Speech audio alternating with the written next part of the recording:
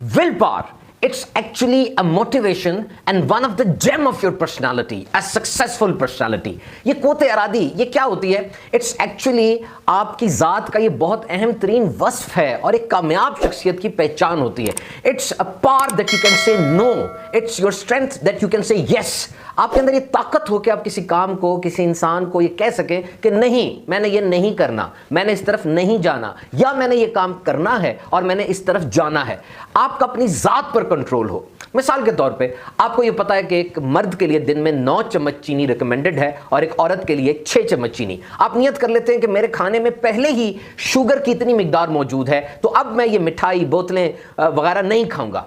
आपके सामने वाकई मिठाई और बोतलें पड़ी हैं और आप नहीं खाते. This is will power, this is कोते इरादी. और कभी कभार ऐसा होता है कि आप कोई काम, कोई प्रोजेक्ट डिले कर रहे होते हैं. आपने कारोबार शुरू करना है, आप डिले कर रहे हैं. आपने एक्सरसाइज शुरू करनी है, आप डिले कर रहे हैं. याद रखिए, वो काम, मुश्किल काम, बल्कि यूं कहना चाहिए जिसे आप मुश्किल समझते हैं, वो काम आप प्रोक्रेस्टिनेट कर रहे हैं, उसको देर लगा रहे हैं, उसको डिले कर रहे हैं, तो आप उस काम को धक्का लगा के आगे कर रहे हैं. करना आपने ही है, आज नहीं तो कल, नहीं तो परसों, नहीं तो चौथे दिन.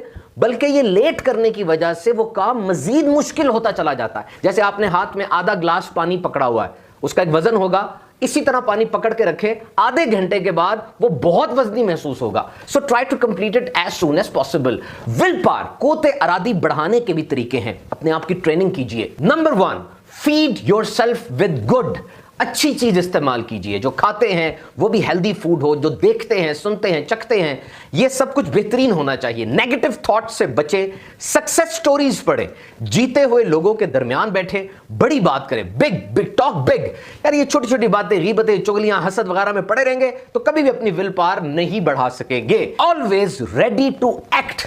करके दिखाएं. खाली बातें नहीं, खाली प्लान्स नहीं, उठें और करके दिखाएं. Remember, never quit, otherwise it will become your habit. मैदान छोड़ के एक दफा भी भाग गए ना, ये आदत बन जाएगी, फिर कभी भी मैदान में टिक नहीं सकेंगे. And start. Remember, beginning is the hardest part. याद रखिए, शुरू करना ये सबसे मुश्किल होता है. और जब एक दफा शुरू हो जाए, यानी पटरी पे रेलगाड़ी चल पड़े, तो फिर चलती रहती है. Try to start, take the first step, take this leap of faith. ये पहली छलांग लगानी पड़ेगी. और विल पावर का अगर एक्चुअल लेसन लेना चाहते हैं तो इमामुल अंबिया सल्लल्लाहु अलैहि वसल्लम की जाते बाबरकत का मुतालिया कीजिए.